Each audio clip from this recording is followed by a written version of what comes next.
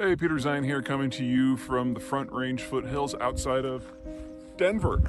Today I wanted to talk about a big issue that is making the rounds in Europe. When the Biden administration repackaged some of his green, pro-American manufacturing programs into the Inflation Reduction Act, it really rubbed the Europeans the wrong way, because here we have this massive stimulus program that is specifically designed to reshore manufacturing to North America. So foreign companies need not apply. It's basically just for manufacturing build out in the United States for American workers on American soil with American capital.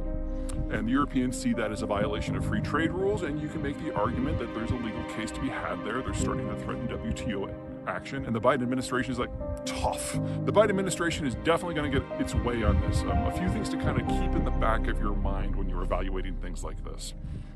First of all, this is a political project just like everything else, and the Biden administration sees this as a way of getting its hooks back into the voting faction that we all know as organized labor. Now, organized labor is one of those political factions that is in play between the Republicans and the Democrats right now, so throwing $1 trillion their way is going to go a long way, and since this is the future of the Democratic Party that Biden is concerned about, don't expect him to back down. Second, there's a broader strategic picture here. Part of the whole idea of the globalized order that the United States created at the end of World War II was that if you let us write your security policies vis-a-vis the Soviet Union in the Cold War, then we will use our Navy to guarantee your commerce no matter where it goes, and we will allow you near duty-free access into the American market, and you do not have to grant us reciprocal access. And that in many ways is the economic foundation of the entirety of the European Union. So the Europeans have been thinking this way now since 1945, but the Cold War ended back in 1989, and the Americans have been moving away from it incrementally ever since. Obama was very populist, Trump was more populist, Biden was the most populist. We have now had 3 presidents in a row that from a foreign economic point of view have had exactly the same policy with different levels of attention and different levels of grammar checking.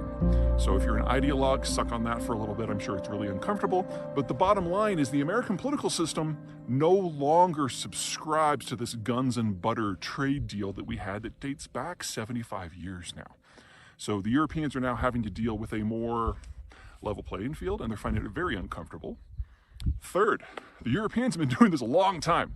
Part of the order is that access was only one way. And so the Europeans are among the more subsidized manufacturing sectors in the world, with states stepping in regularly to bail out or reinforce various economic sectors across the entire system.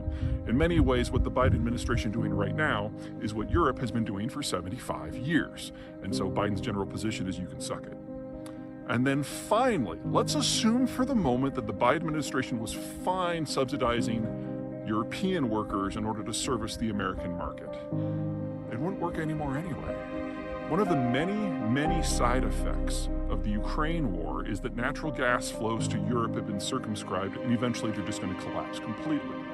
We're already at a point when there are a lot of economic sectors, especially industrial sectors in Europe, that are no longer viable at all. In the case of green tech, the Europeans have stopped processing a lot of the non-ferrous materials that are required in order to build this stuff in the first place, whether that is copper or lithium or whatever. So what the Europeans are really asking for is for the Americans to subsidize European workers who will be using processed materials that they import from China.